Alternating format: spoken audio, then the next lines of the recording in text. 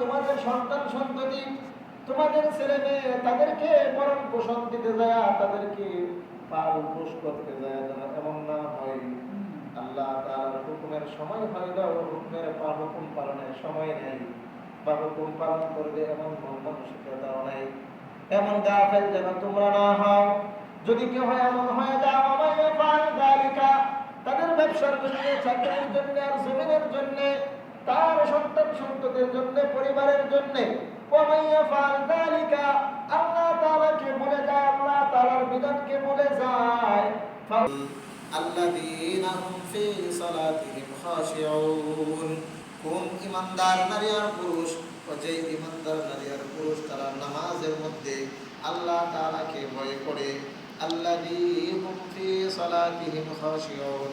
নামাজের মধ্যে তাদের একাগ্রতা থাকে, নামাজের ভিতরে তাদিলে আরকান থাকে, নামাজের ভিতরে মনোযোগ থাকে, নামাজটা এরকম ভাবে আদায় করে যেন আমি রবের সামনে দাঁড়ালাম,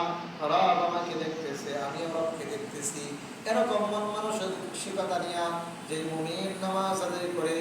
ওই মুমিনের ব্যাপারে আল্লাহ তাআলা বলেন ক্বাদ আফলাহাল মুমিনুন, ওই মুমিনগণ হচ্ছে সফলকাম। শুধু এতটুকুই না, আল্লাহ তাআলা বলেন ওয়াল্লাযীনা হুম আলা সালাতিহিম ইউহাফিজুন, শুধু নামাজ পড়ে তা না, তারা নামাজের হেফাজত করে, তার মানে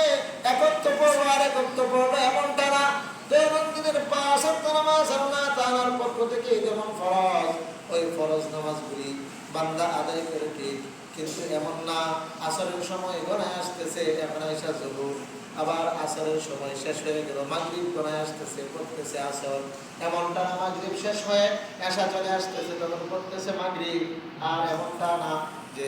এক আছে ঠিক কিন্তু কথা দিতে পারে না, এরকম হয় না? বেশি কথা তার আমল নামাতে, মানে তার হায়াতে জিন্দেগিতে যে পরিমাণ কথা ছিল, অযথার কথা দেয়া কথাগুলি শেষ করে দিয়েছে, তখন সময় যেমন বন্ধ থাকে। এই জন্য উচিত হলো আল্লাহ তাআলার স্মরণ করা, জিকির করা, বেশি বেশি পরিমাণে যখন অবসর সময় থাকে ও সময় গল্প গুজব, হ্যাঁ বন্ধু বান্ধব আছে, এদের সাথে তো একটু সময় দিতে হবে, প্রয়োজনীয় কথা বলে কেমন আছেন না আছেন, হ্যাঁ কি অবস্থা, বাড়ির অবস্থা জিজ্ঞেস করে, চাকরি করলে চাকরির অবস্থা জিজ্ঞেস করে, ব্যবসা করলে ব্যবসার অবস্থাটা যায় না, যদি বিদেশ থাকে বিদেশে কি অবস্থা আছে, ইনকাম কেমন, ভালো নেই, এরকম মানে তার যে প্রয়োজনীয় যে কথাগুলি আছে এইগুলি বইটা শেষ করার পরে বাকি টাইম আল্লাহ তাআলার স্মরণে লেগে থাকা, আল্লাহ তাআলার কথা স্মরণ করা, আল্লাহ তাআলার জিকির করা। আল্লাহ তাআলা আমাদের সবাইকে সেই তৌফিক দান করুন, সবাই আমিন। যদি আমরা এমন করতে পারি তাহলে কিন্তু আমরা সফল হব, অন্যথায় কিন্তু আমরা সফল হইতাম না। আল্লাহ তাআলা আমাদের সবাইকে সফল মুমিন হওয়ার তৌফিক দান করুন, সবাই আমিন। যে কথাগুলি বললাম আমিন আল্লাহ যেন আমল করতে পারি, আমরা সবাই যেন আমল করতে পারি, আল্লাহ তাআলা সেই তৌফিক দান করুন, সবাই আমিন। আমরা যারা সুন্নাত মেনে চলবো, আল্লাহ